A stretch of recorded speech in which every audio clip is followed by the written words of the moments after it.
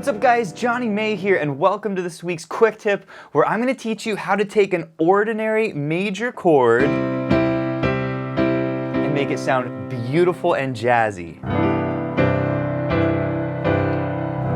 And you can do this with one simple trick. This is the easiest technique, and the cool thing is that it works on any major chord regardless of the inversion that you're playing. So if you want to play jazz piano, this is a must-know technique. Let's go ahead and dive in. Alright, what we're going to do first is we're going to take a regular C major chord. Let's go ahead and play this together. C, E, and G. This is a root position C major chord, and we're going to transform this chord into a beautiful jazzy sounding chord. Now, here is the trick. It is a very, very simple trick. The trick is to add any notes from the major scale except the fourth note of the scale, okay? So here's how it works. Basically, I can add notes to this chord that come from the C major scale, C, D, E, F, G, A, B, except the fourth note. So I want to leave this F out of the scale here, which leaves me with these 6 notes that I can add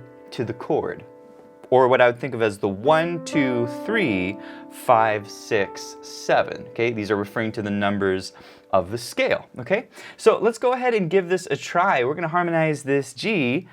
Before we played it like this, and now check it out. We're going to actually add a 2 in. That's going to be our D. Let's put a 7 in here, that B. That's going to sound really nice. And let's also add a 6 in here, that A.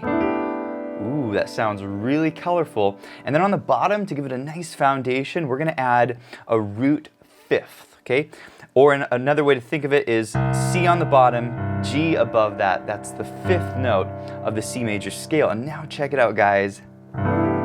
Oh, that sounds gorgeous and so much nicer than that, right? Ah, super beautiful. Now you may have noticed I grabbed an E there with my thumb. This is totally optional. This is called the 10th. And if you have a bigger hand, you can reach for that E, but most students can't quite reach that, so this sounds super, super nice, okay? So what exactly did I do? Again, I added notes from the scale, but I sort of followed 3 rules, which I'll tell you here in a second. But first, if you're enjoying this video, please give it a thumbs up. And if you're new to the channel, you want to see more videos like this, hit that subscribe button for more videos. Okay, so here are the 3 things that I'm thinking about when I'm trying to make chords sound jazzy. Besides adding those notes, the first thing is I want to get clusters in my chords. Notice that when I play these chords, I'm getting a lot of notes next to one another. We call these chord clusters. For this particular chord, we have 2 chord clusters. We've got this, 2 notes next to each other, and these 2 notes next to each other, okay? So that's the first thing.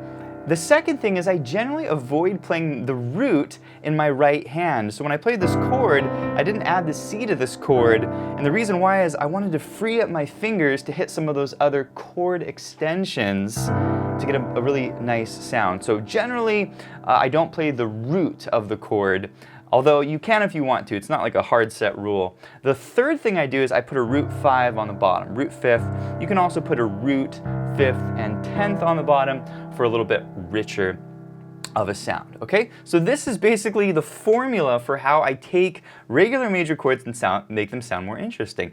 Now, you can actually do this for our other chord inversions. You can actually do this for a first inversion C major chord. It's the same formula.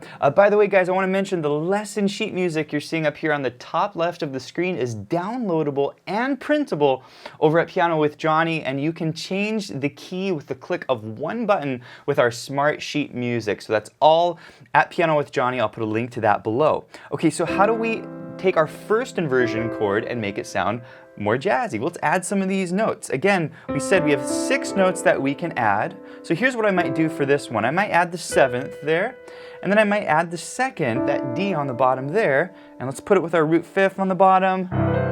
Oh, that sounds gorgeous, okay? And you've got different options. You could put the 6th in. That sounds really cool. Or if you really want to go for a big cluster, you could do all 4 of these notes together. And it's a really, really cool sound. So again, you got lots of options. You could do that. You can do that, okay? Lots of really, really fun things.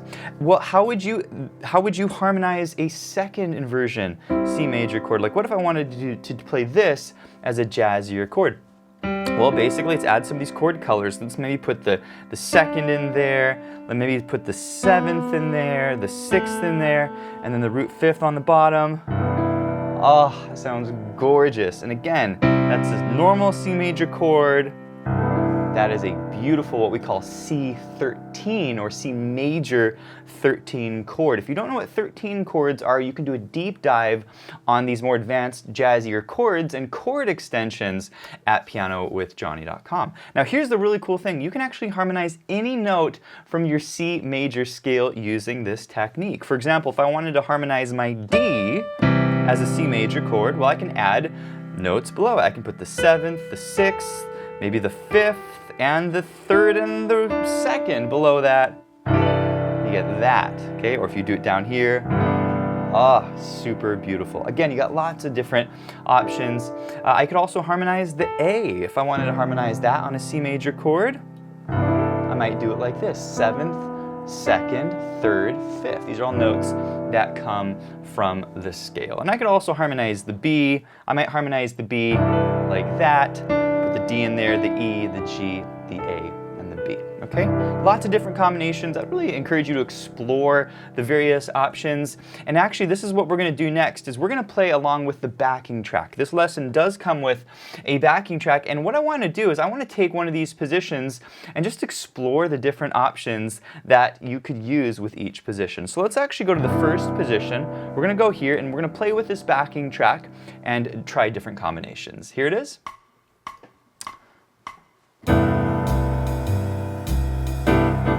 Put the G on the bottom with the A.